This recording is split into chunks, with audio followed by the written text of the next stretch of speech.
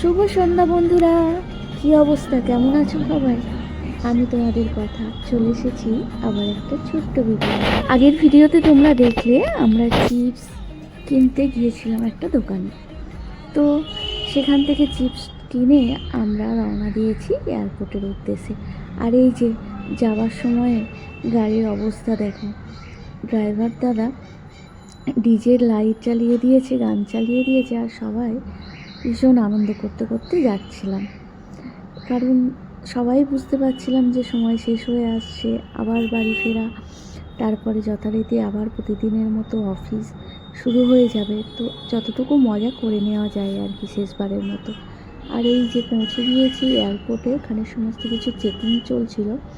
আর সবাই তো লাস্ট মোমেন্টে প্রচুর জিনিস কিনেছে, তো সেগুলোকেই ঠিকঠাক করে নেওয়া হচ্ছিল আর কি। এখন আমরা কোচিন এয়ারপোর্ট থেকে দিল্লির ফ্লাইট নিলাম। এরপরে দিল্লিতে আমাদের পুরো রাতটাই প্রায় থাকতে হবে। তারপরে সকালের দিকে আছে আমাদের কলকাতার ফ্লাইট। তো এসেছি 1.5-2 দিনের জন্য, কিন্তু এই শেষের মুহূর্তগুলোতে মনে হয় যে আর ভালো লাগছে না, এবার কতক্ষণে বাড়ি ফিরতে পারি আর কি। তো সেরকমই হালত, সবাই খুব টায়ার্ড, সবাই খুব বিষণ্ণ আর কি। একদিকে ট্রিপটা শেষ হয়ে গেল, আর একদিকে এখনও রাস্তায় বাড়ি ফিরতে পারিনি। তো ওই আর কি, নেমে গেছি দিল্লি এয়ারপোর্টে। তো এখানে এসে সবাই সবার মতো একটু ছড়িয়ে ছিটিয়ে গেছে, আর এখানে অনেকক্ষণ থাকতে হবে, তার জন্য একটা জায়গা খুঁজছিলাম যেখানে একটু রেস্ট করা যায়। আর অন্যরা সব এদিক ওদিক, কাউকেই প্রায় পাচ্ছিলাম না, তো তাই আমি একাই যাচ্ছি। আমাদের দিনের জার্নিটা আছে, সেখানে মানে রেস্ট খুব একটা করা হয়ে ওঠেনি, কিন্তু প্রচণ্ড টায়ার্ড হয়ে গেছে।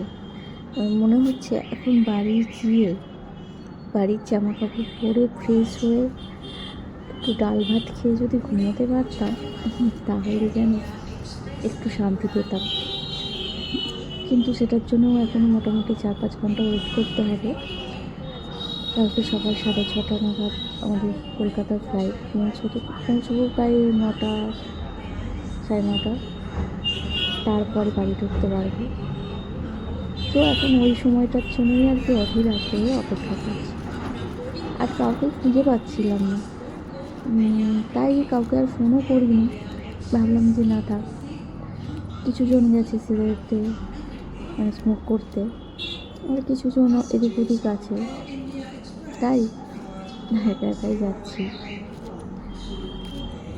প্রথমে না আমাদের যে গেট নাম্বারটা পড়েছিল সেখানে গিয়েই রেস্ট করছিলাম, তারপরে জানতে পারলাম যে আমাদের গেট নাম্বারটাও চেঞ্জ হয়েছে। যাই হোক, ওখানেই রেস্ট করছিলাম যতক্ষণ না টাইম হচ্ছে।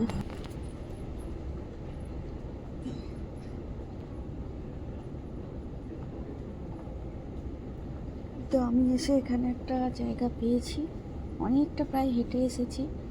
আর যতদূর মনে হচ্ছে আমাদের ফ্লাইটটা গেট নাম্বার 60-তে দেবে, কারণ একটু আগে দেখাচ্ছিল, এখন আর দেখাচ্ছে না। তো যাই হোক, আমি আছি এখন গেট নাম্বার 58-এর কাছাকাছি।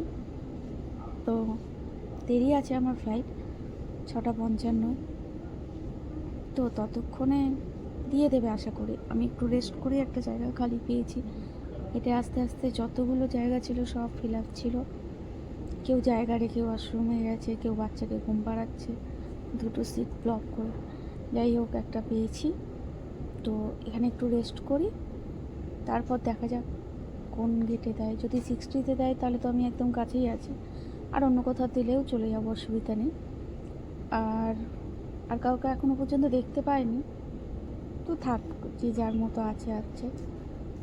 আমি আমার মতো একটু রেস্ট করি।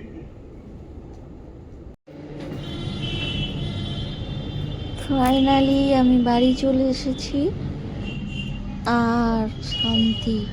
আর এই যে আমি এসে ব্যাগ রেখেছি, আর আমাদের ডিটেকটিভ পোগো এসেই আগে শুকে শুকে দেখছে যে কী ব্যাপার না ব্যাপার।